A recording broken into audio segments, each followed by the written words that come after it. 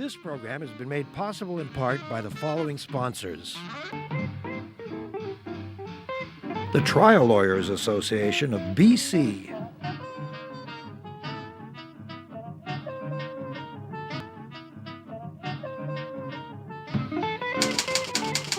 The Vancouver Courier newspaper.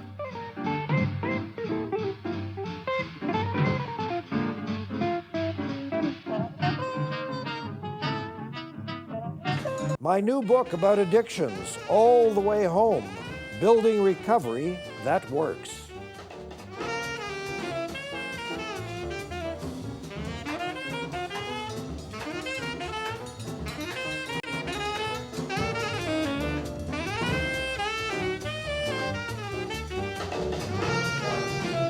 You would think that when you enact laws in a modern Western democracy, you would like them to have, more than and actually have some teeth. That may not be the case with the Residential Tenancy Act here in British Columbia. I think they've acted against a bad landlord once in 7 years, and then they rescinded that decision. We'll find out from our guest. Spencer Chandra Herbert is a well-known and popular NDP MLA for Vancouver West, and he has been asking some inconvenient questions in the House of the sitting party lately. Great to see you as always, Good Spencer. to see you. Yeah, so I'm guessing that pretty much every jurisdiction in Canada has something like a Residential Tenancy Act. That's right. Some are stricter than others, Yes. Slight differentiations, but the idea being you need a balance between landlords, tenants to find some level of fairness. And in fact, you have to protect both. It's not just about hammering down on the bad landlords. That's right. Yeah. Because you have crazy tenants as well. Oh, there are crazy tenants too. People who act badly on both sides. And, Yes. you set up laws so you can make sure that there's a basic set of standards to follow. Everybody knows the rules. And if somebody breaks them, well, you'd think that there'd be some sort of repercussion or penalty if, in fact, they've proven to do it again and again and again. Not so in BC. So we had one guy who's sort of an infamous slum landlord out in Surrey, and he was fined in 6 figures, but then nobody said pay up. Oh, I know, he agreed to sort of fix a pipe here and there. Well, that was the thing. His building was so poorly maintained. Yes. It was basically a death trap in many respects. Really? In terms of long-term health, black Yes. mold, roof falling in, whole bunch of things. He'd been cited numerous times for not following the rules, for Yes. being somebody who didn't maintain his space. Well, it got to the point where people couldn't live there anymore. And so finally the government acted and said, okay, well, we've written you 1 million letters saying, the law says this, you're supposed to follow it. Now we're going to fine you. And when they did that, I cheered. I was so excited. Finally, we were going to see a penalty put in place to say, actually, the law has teeth. But then, yes, you're right. Down the road, about a year and a bit later, the government came back and said, oh, well, if you repair your house, you repair your apartment, we're not going to fine you a penny. And so it was basically saying, well, if you follow the law, even though for years you didn't, even though for years we, the taxpayer, have had to subsidize the action of government employees going in to tell the guy to follow the law, he then walks away without paying a penny. That's an interesting way of dealing with the law, because in this morning's paper, we just had the case of a guy who drove on the West Van Highway, the upper levels highway, on the wrong side of the highway for miles, high on some drug, and of course crashed directly into a family and just about killed everybody, and he got 8 months. So would we let him off if he fixed their van and became a doctor and fixed all their injuries? Maybe he smiles really happily and says, I'm really sorry, geez. And then I hope I didn't really mean that. Yeah, or I'm going to rob the bank and, I got caught, so I'm going to give the money back. And, hey, then there's no fuss, no muss. We'll just give the money back. Yeah. See, why didn't Clyde and Bonnie figure that out? Just give the money back. Just admit you broke the law, say you're sorry, and then just get away with it. Well, I know why, because then Arthur Penn and Warren Beatty wouldn't have had careers. It wouldn't have been a great movie. There wouldn't have been a story to tell. Yeah, exactly. So explain this if you can. You've been in government for a while. I mean, you keep getting... I was elected in a by-election in 2008, and I've been doing it ever since. Yeah, forever since. Okay, so why is it that some governments misunderstand the meaning of the word oversight? You take the word oversight, which theoretically should mean we're going to look over this. We're going to watch over it. We'll be your watchdog. That's what you elected us for, right? And instead, oversight means Yeah, turn a blind eye. Put my hands over my site, Yeah. block my site. Yeah. In this case, for renters and for landlords, I don't get it at all. There's no reason why the Liberals should lack oversight here. Yes. Their own staff, I got it through a Freedom of Information request, had said this program isn't working. There's Really? a whole bunch of reasons why it's failing. The lack To of whom did they say it? to the minister. They wrote so the minister himself has the information to know Is it's this not Rich? working. Is Rich it- Coleman. okay, yeah. He knows it doesn't work. Yes. Yet when you ask him about it, he goes, "Oh, we're tough on the bad apples. Oh, blah blah blah." When he knows it's complete farce. There's nothing there. They don't do anything. What's the approximate rental vacancy rate in the Lower Mainland at the moment? It's not 0.3 measurable? Yeah, it's 0.3% in the West End right now. So it's Right. basically nothing. There's Go like no room. try and rent, right? Yeah, and so that's why people end up in bad buildings. It's because when you got nothing to choose from, you're going to choose something over the street, and then the landlord in these cases gets away with it. But to speak from the landlord perspective, because it's not all bad landlords, although there are some, there's also bad tenants. And the Freedom of Information request I got back talked about one woman who'd figured out how to game the system so effectively Really? that she'd basically built landlords for about $25,000 because she would start up a relationship with a new landlord, live in the suite for a number of months. They always say the rent is coming, don't worry about it, don't worry about it. Oh, yes. And then when they finally went, there's no rent coming, she'd skip town and disappear and then go do it to somebody else. And so the landlords, they would complain about it. The residential tenancy folks would go, "Oh, I start to recognize that name. Yeah. This person looks like there's a pattern here. Maybe we should act. Maybe we should try and stop things." But nothing happened. And the set of American Tourister in the hallway was never Yeah, yeah. clued anybody. It's the Yeah, person she had her who's bag packed, ready to go. always on the move. Yeah, always on the move. Yeah, no. Duh. But a small landlord can take that and just say, "Oh, well, I really need a tenant. This woman seems nice. Yes. Sure. I'll phone her employer, who might be somebody pretending to be an employer, and they won't know anything until it's too late." So do we have a person who has the job, or two people, or a department? Do we have a person who's in the oversight position? Do we have a superintendent or supervisor or manager of this area? Well, there's the director for the residential tenancy branch, who then reports up to the Minister of Housing, Rich Coleman. Yeah. So he's the one who's supposed to be No, in but charge of but this. that's somebody sitting in Victoria twiddling yeah. his thumbs. I mean, do we have someone who's actually out there? Well, they're out there reading the case files, but what are they doing with it? There's no clear standards. There's been no money dedicated to it from the provincial government to actually develop the standards, no money to actually go and enforce the standards, no legal money to make sure that they stand up to the court of law.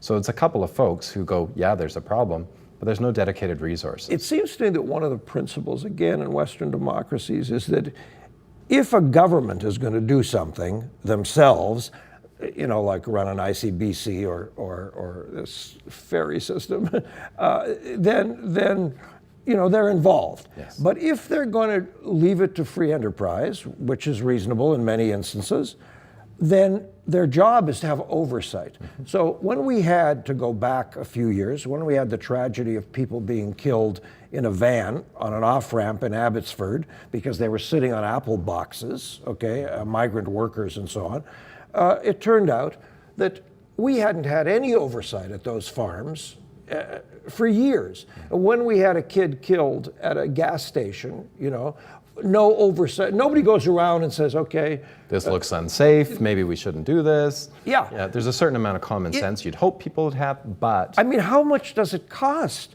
to employ a handful of people whose job is to kind of police what's going on? My argument, it costs a lot more when you don't. Yes. In this case, you've got homeowners losing money from people who've cheated them. Yes. You've got the government losing money from having to go endlessly through residential tenancy hearings. They're not cheap, paid for by all of us to Yes. deal with these people who break the law. And then the people who are in homes, who can't go to work, who get sick, etc., because they're in a home that's so unlivable. All these are costs that we all bear because we don't enforce the laws, because we don't have proper oversight. It's a curious position from a government that positions itself as families first, because we live in such a luxurious place that so many families are in fact owners, but many people are not owners, and they rent, and that shouldn't be a bad thing. It shouldn't be a stigma, and it shouldn't be a nightmare. Yeah, in Vancouver, the majority of people rent. In my constituency, 80% rent. So I didn't know that, really? It's the highest rental rates in the province, in the West End. Yes. But in Vancouver as well, much higher rental rates than the province, partly, I think, because people can't afford to buy a home here anymore. You hang out in the West End. That's where I live. That's your hood, right? So when you're walking the street and people recognize you, do they come up to you and tell you, say, "Oh, Spencer, you know, there's something going on in my building"? It's great. My husband and I joke sometimes about how long it'll take me to get from 2 blocks away to wherever he is, because inevitably there'll be 1, 2, 3, 4 different people stop me about one issue or another issue, just to say hello, whatever. I love it. It's community service. I like people. But yeah, the stories are many, but not just in the West End. I get calls from all over the province because people go, "That's the rental MLA. That's the guy that cares about rental issues," just because of prominence. Do we have anywhere? Do you have a hot list of rogue landlords? Not as many anymore. Yes.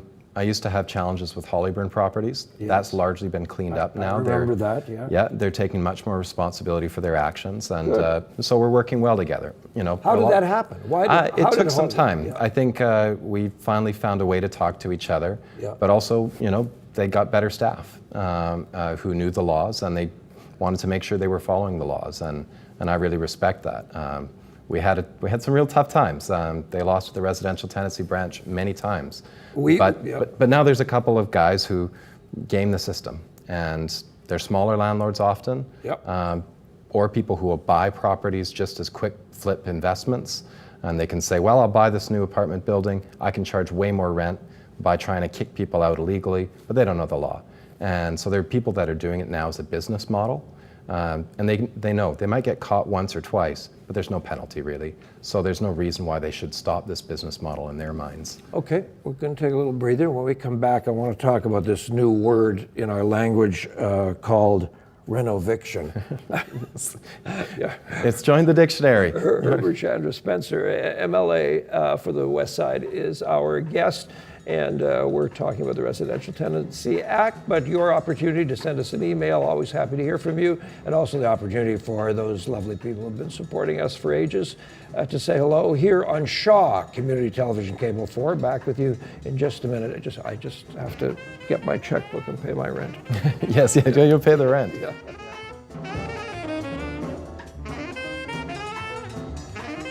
This program has been made possible in part by the following sponsors.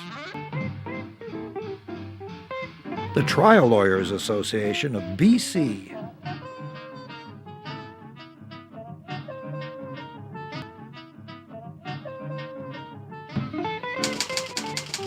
The Vancouver Courier newspaper.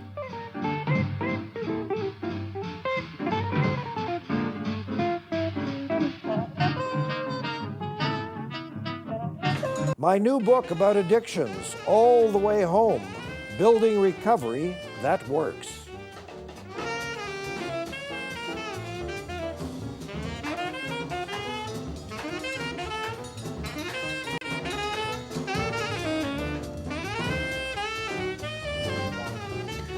In question period in the House, just about a week and a half ago, our guest, Spencer Chandra Herbert, was challenging the Minister of Housing about these issues in the Residential Tenancy Act.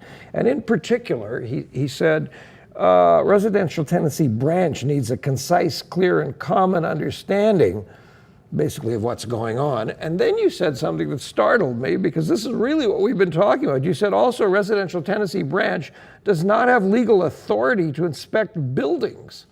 Well, then what is it doing? Look, I looked at the Act before coming to the studio today. The Act is encyclopedic. It's about 9,000 pages long, and it defines everything, right? So how could we not have the legal authority to inspect buildings? Again, it puzzled me too. I think largely the province has tried to kick the problem downstream, saying, well, that's a city issue. You got a problem with the way the building's set up? you go talk to the city. And so the city of Vancouver, to a large extent, has been pretty good at getting in there and fixing some of those issues. Yes. But I think in this case, clearly if somebody's got a health issue in their building, because let's say there's black mold everywhere and it's a common issue, back and forth, you'd think you'd have the legal authority to go in and take a look. But that's not enough. They have a legal authority to issue fines to people who knowingly break the rules, but they've never done that. The city, like the province, has bylaws, and the city has bylaw inspectors, do they not? They do. So they can act. Yes, and they do. They do in a number of cases, but they don't have the right to do everything that the Residential Tenancy Act entails in terms of inspection abilities, or it could. If you were the premier, if you were the god for a day, what would you do with the act itself? I think the act is fairly balanced. There are some things that need to be fixed. One of the ones is there are a couple loopholes that are used to force people out of their homes when they shouldn't be. One of the ones we talk about is renovictions. Yes. Renovictions is basically a catch-all term. It's become that. It originally started out as renovation evictions, which was, you're the landlord, you've decided, you can get twice as much for your suite.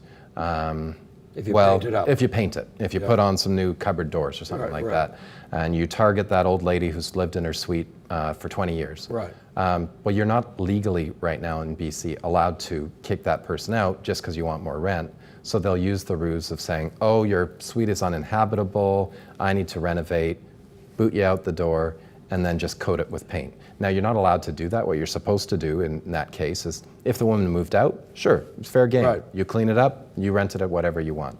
But it's supposed to provide what they call security of tenure. The idea, you've entered into a contract with me, the landlord, we're going to do this together. This is a fair rent. I increase it every year to deal with taxes, inflation. What's the law on the increase? Do we have The law is have a ceiling? It's 2% plus whatever the cost of inflation is. So, which is actually much higher than they do have it in Ontario, which is just inflation. Yes. But BC, that's the cap. Okay. So the problem comes is many people claim you can't live in the suite, so they need to renovate it. Well, you can actually live in the suite mostly when it's renovated. Anybody who's lived in a leaky condo like I have, you find ways to live as they repair the walls, as they do all those kinds of things.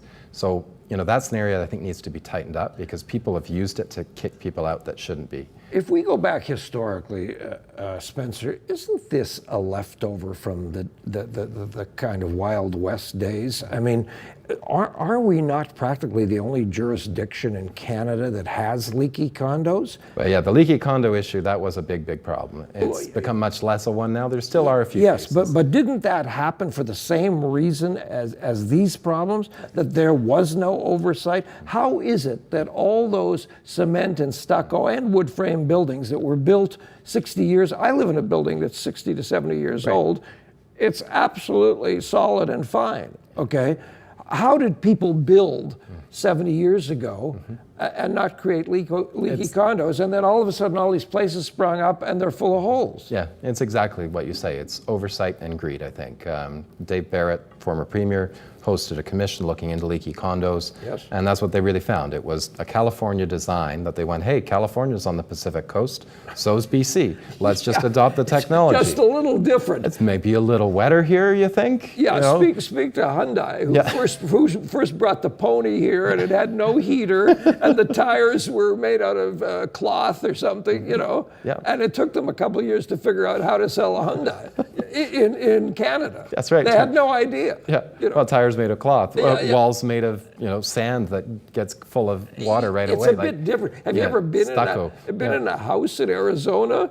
Or it's slightly different. It's a little different. I mean, when I visited places like that, I feel like I could go like this and push the walls over. Yeah, but no, it's the same problem. It was a couple folks figured out they could make a lot of money doing these cheap builds, and they got away with it for a long time until, of course, the chicken came home to roost, so to speak, and it became leaky. And then, again, the taxpayer and the industry had to put out a whole bunch of money to pay for the problem that we should have been caught much earlier. To whom does somebody do we have a kind of ombudsperson? Is there a chair here if Miss Vickers, living in a condo in the West End, has landlord problems? Is there a phone number she can call besides you? I mean, people call you, I'm sure, but... Yeah, the Residential Tenancy branch, they've got a website phone line. Another good resource is the Tenants Resource Advisory Center. It's a nonprofit. They make do with whatever money, that they can pull their money together to provide good advice. And they do workshops, education, a bit of advocacy. So if you're in a really tough spot. Say that phrase again, Tenants Resource Advisory Center, TRAC, T-R-A-C. Okay. And they're on my website, which is spencerchandraherbert.ca, spencerchandraherbert.com. And we've got their contact info there, or you can Google it. It's they're very attractive, approachable, I should say. So tenants who are in dire straits are not utterly abandoned. No, that's right. We do have a process. You can apply for dispute resolution. The idea is you find a way to work with your landlord. In many cases, that's what happens. The problem is if there's a company that has made a practice of, let's say, holding on to your damage deposit because they figure out you're likely not going to challenge them, go through the system to try and get it back, because that's a lot of paperwork. Maybe you've moved out. Once I had a senator from the state of Maine come to my office whose daughter was living in the West End, had moved out, but they couldn't get the damage deposit back. I'm seeing the cartoon already. I don't care if your name is Kennedy. There's nothing we can do about this. That's right. Get out of my office. But in fact, we had to advocate for the daughter to get the money back. Now, the company was known for doing this. You'd be able to track that they had basically tried to steal the money from people many times. A few fought it back, got the money back, but many did not. Why should people have to fight for that? And shouldn't the company really actually have to be penalized if they've been knowingly breaking the law and getting away with it? I noticed in the document, which, as I said, is encyclopedic, it goes on forever. I noticed that one of the things you cannot do, you are disallowed from doing if you own a building, is ask for key money like people do in New York City. In other words, in New York City, when tenancy rates are extremely tight, people will pay $20,000 just to be able to get into a building. And that's under the table, right? So we're not allowed to do that. No, we've got a better system. Do people try anyway? People try to charge folks for all sorts of extra things, or not even extra things. Like I had a young mom, 2 kids. She'd had a storage room, which she'd been using for her bikes. It was in her lease agreement. And then they came back to her and said, we want to charge you $25 a month for that bike room for your kids. And this was a woman, single mother, didn't have a lot of money. She came to me, thankfully, so we were able to say to the landlord, well, no, actually, it's in her lease. You cannot charge her more for it. If it's an extra service that you're providing just because you say, oh, well, now I'm going to give this to you later, then there's a possibility of a charge. But if you get it when you lease the space, rent the space, that's part of the rent. I have a friend who manages several condo apartments for an offshore friend of his, and things are sort of generally smooth, but there's always little problems. Is it safe to say that 90% of the problems are just anything you'd expect out of human behavior? I mean, it's just people sort of banging into each other, and mostly we don't have hideous crooks on either end. No, I think that's true. The vast majority of people are good. There's a few who know how to game the system. A few who just on either side, who have no care for the human condition. They're really not interested. But we've had some wild ones come to my office. They come in and it seems like, oh my God, this is the worst problem in the world. But the guy's complaining because his neighbor snores and he can hear it through his wall. And then I kid you not, the next day, the other neighbor came in and complained about his neighbor because he couldn't sleep because he kept getting banged on the wall. I said, well, maybe you need a Breathe Right nose strips to deal with your snoring, and maybe you should get earplugs or something like that. It was just a small issue, but all sorts of things come through my door. That was one of my favorites just because it was so easy to solve. What about, can I rent this apartment if my pets are reptiles? Yes, pets is an issue. Reptiles less so because exotic species in BC are not supposed to have too many of those anymore. But pets, particularly dogs and cats, it's really hard to find places to rent. And I feel for the folks, because particularly there's seniors who it's a companion animal. Finally, Spencer, we're almost out of time. So did you get any kind of satisfactory response from Mr. Coleman, or are you getting one? Are you working with him? I'm trying my best to get an answer. Yes. My problem with Coleman is he never responds to letters, very rarely.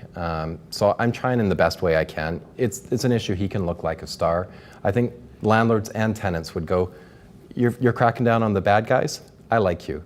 And I think the vast majority of people would too. Well, I like to poke a stick at the government, but to be fair, I mean, Coleman knows his stuff, and he has a huge portfolio and takes care of a lot of business, and generally he does a reasonably good job. But this one has to be cleaned up. And particularly because he introduced the legislation to make it possible to crack down on bad landlords. Yes. He's the guy who actually said, we're introducing this so that we can go after the bad apples. Right. And I praised him then. Yeah. And I'd praise him again if he actually did go after bad apples. Great to have Thank you. Spencer. Yeah, thank Thanks you, David. so much. Okay, boys and girls, that's it for us. Next week, you'll never believe who I've booked. Maybe you could write me and tell me who it is, because I don't know who it is. It's a surprise. I haven't been able to book some. Well, we'll have a great guest for you as always. So thank you so much for being with us here today on Shaw Community Television Cable 4. Have a good night. Thanks.